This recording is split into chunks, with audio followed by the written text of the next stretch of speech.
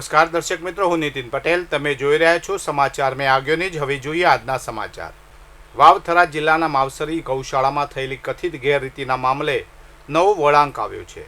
ગ્રામજનોની હાજરીમાં ગૌશાળાના તમામ હિસાબો રજૂ કરવામાં આવતા ગેરરીતિના આક્ષેપો પાયાવિહોણા સાબિત થયા હતા. આ સાથે ગૌશાળાની જગ્યા બદલવાના વિવાદનો પણ અંત આવ્યો છે. ગામ લોકોની ઉપસ્થિતિમાં ગૌશાળાના એક બિલ અને સિલકનો સંપૂર્ણ હિસાબ આપવામાં આવ્યો હતો. આ હિસાબોની રજૂઆત બાદ ગ્રામજનોએ અગાઉ કરેલા તમામ આક્ષેપોને પાયાવિહોણા ગણાવ્યા હતા. સાબરકાંઠા જિલ્લાના ખેડબ્રહ્મા નજીક રામનગર પાટિયા પાસે આજે સવારે એક મારુતિ વાન અને કમાન્ડર જીપ વચ્ચે અકસ્માત સર્જાયો હતો.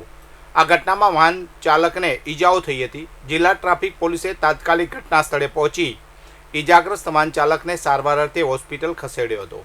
પોલીસે અકસ્માતગ્રસ્ત બંને વાહનોને રોડ પરથી હટાવી ટ્રાફિક પૂર્વવત કરાવ્યો હતો. સાબરકાંઠા જિલ્લાના હિંમતનગર શહેરમાં રમજાન ઈદની ઉજવણી કરવામાં આવી હતી. શહેરની 26થી વધુ મસ્જિદો અને ઈદગાહોમાં આજે સવારે અલગ અલગ સમયે ઈદની નમાઝ અદા કરવામાં આવી હતી. હિંમતનગરના નવા બલવંતપુરા વિસ્તારમાં આવેલી ઈદગાહ ખાતે સવારે મુસ્લિમ બિરાદરો અને નાના બાળકો મોટી સંખ્યામાં ઉપસ્થિત રહ્યા હતા. શહેરભરમાં સવારે અંદાજે 8થી 8:50 દરમિયાન વિવિધ મસ્જિદો અને ઈદગાહોમાં નમાઝનું આયોજન થયું હતું. નમાઝ પૂર્ણ થયા બાદ લોકો એકબીજાને ગળે મળી ઈદ મુબારક કહી શુભકામનાઓ પાઠવી હતી. આ પ્રસંગે ભાઈચારાનો માહોલ જોવા મળ્યો હતો. કડી તાલુકાના કોરડા ગામની પરિણીતાએ દહેજમાં 2 વીઘા જમીન અને 5 લાખ રોકડાની માગણી કરી શારીરિક માનસિક ત્રાસ ગુજારતા પતિ સહિત સાસરિયાઓ વિરુદ્ધ બાવલુ પોલીસ સ્ટેશનમાં ફરિયાદ નોંધાવી છે. પોલીસે દહેજ પ્રતિબંધક અધિનિયમ અને BNSSની વિવિધ કલમો હેઠળ ગુનો નોંધી વધુ તપાસ હાથ ધરી છે.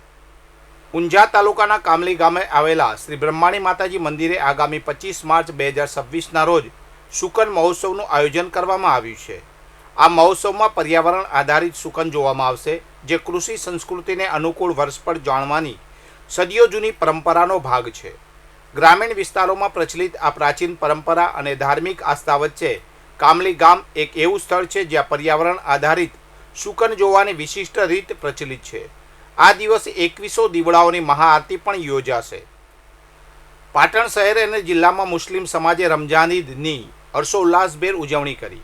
રમજાન માસ પૂર્ણ થતાં આજે સિદ્ધિ સરોવર ખાતે આવેલ ઈદગાહ ખાતે મોટી સંખ્યામાં મુસ્લિમ બિરાદરોએ વિશેષ નમાઝ અદા કરી હતી. નમાઝ બાદ સૌએ એકબીજાને ગળે મળી ઈદની શુભકામનાઓ પાઠવી હતી. વિસનગર શહેરમાં રમજાન ઈદની પરંપરાગત રીતે ઉજવણી કરવામાં આવી હતી. 1 મહિનાના પવિત્ર રોજા અને ઇબાદત બાદ મુસ્લિમ બિરાદરોએ પરસ્પર પ્રેમ અને ભાઈચારાના પ્રતીક સમાન આ તહેવારને હર્ષોલ્લાસ સાથે વધાવ્યો હતો. વહેલી સવારથી જ વિસનગરની મસ્જિદોમાં મુસ્લિમ સમાજના લોકો નવા વસ્ત્રો ધારણ કરીને ઉમટી પડ્યા હતા. ઈદગાહના મેદાનમાં એક સાથે પંક્તિબદ્ધ થઈને ઈદની વિશેષ નમાઝ અદા કરવામાં આવી હતી.